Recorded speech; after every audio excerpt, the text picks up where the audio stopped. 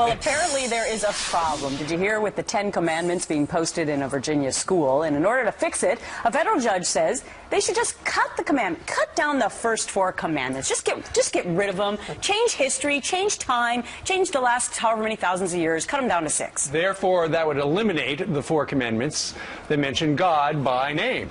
Matthew Staver, chairman of the Liberty Council, represents the Giles County School Board. He's fighting to keep the display alive. Good morning. How are you? Very good. Good to be with you. What's this about? Why should the federal government be involved with this display at a school which it is alleged is about American history? Well, that's a good question. The 10 Commandments currently is one of 29 framed documents on law and government. And in fact, the standards of learning in Virginia and the Virginia curriculum talk about the history of law, democracy, and government, and they include the 10 Commandments. So this is a display of actually what's part of the curriculum and what's consistent with the Virginia standards of learning. So when we were in court with the ACLU filing suit, they want to eliminate the 10 Commandments. The judge has now sent us to mediation to see whether or not we can come up with a resolution that would literally lop off the first 4 commandments, or, if you will, eliminate one of the tablets of the 10 Commandments. And, you know, that's what we're having to deal with. Yeah. Of course, there's no ruling yet and no resolution. But, Matthew, they're the 10 Commandments. They're not the 6 Commandments.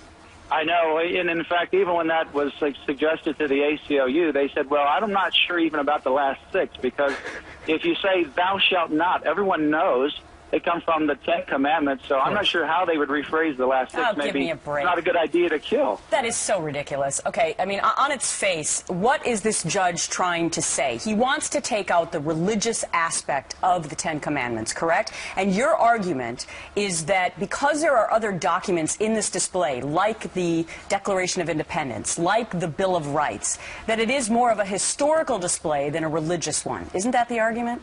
That's exactly right. And in fact, when you go through history, the Magna Carta, the Declaration of Independence, the Bill of Rights, Jefferson's Statute of Religious Freedom, the 10 Commandments, they all were very influential in the development of law and government. So this is a display about history, about Virginia history, about American history, about law and government. And certainly within 29 framed documents, the 10 Commandments is very consistent and should be a part of this overall What's display. the message, Matthew, from this judge? Is this a politically correct move, or what is the message? Well, the message essentially would be just eliminate any reference to God. But if you did that, if we started with the first 4, we'd have to then move to the Declaration of Independence and the Mayflower Compact and the Magna Carta. We'd have to start editing. The money. In God we trust. In God we trust. A lot of these things we'd have to edit out.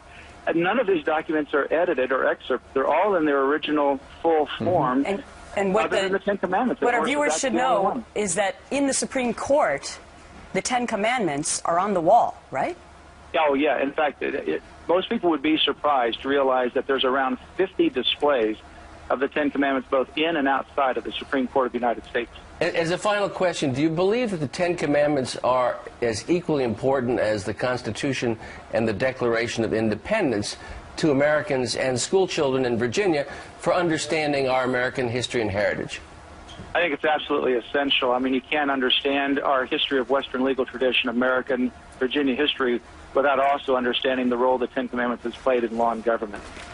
All right. Well, we thank you very much. Sorry the TV picture didn't work out, but Matthew, a good guy for joining us on the telephone today. He's the chairman of Liberty Council and represents the school board in this case. Thank you, sir. Thank you. Thank you. You bet.